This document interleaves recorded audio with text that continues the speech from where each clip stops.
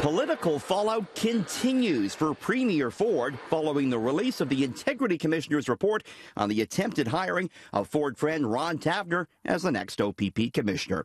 While the report found that the Premier broke no laws, it did find the process to be, quote, troubling and flawed.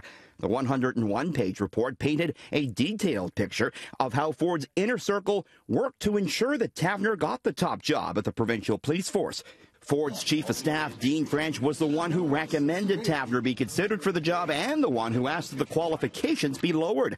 Steve Orsini, then the province's top bureaucrat, was the one who reached out to Taverner, Orsini later admitting he felt pressure to hire a Ford friend. While the government has tried to create a grand illusion that it was a hands-off appointment, it was clearly anything but.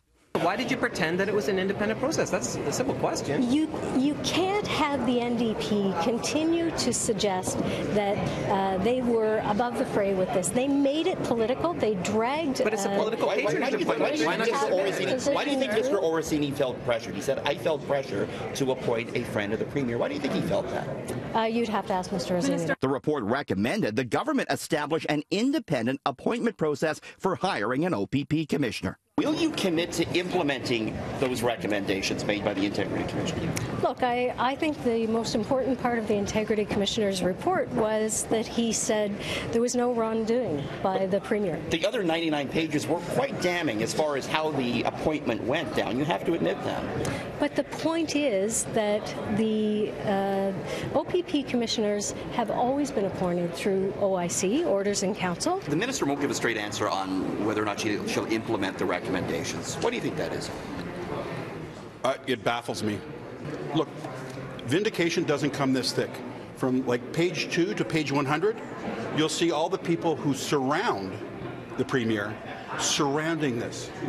The lawyer for fired OPP Deputy Brad Blair, who blew the whistle on all this, said he's going to continue the court fight to get the Ombudsman to investigate the appointment. It is ironic in the extreme that the one person who has been fired arising out of all of this is Brad Blair, who's shown the light on it.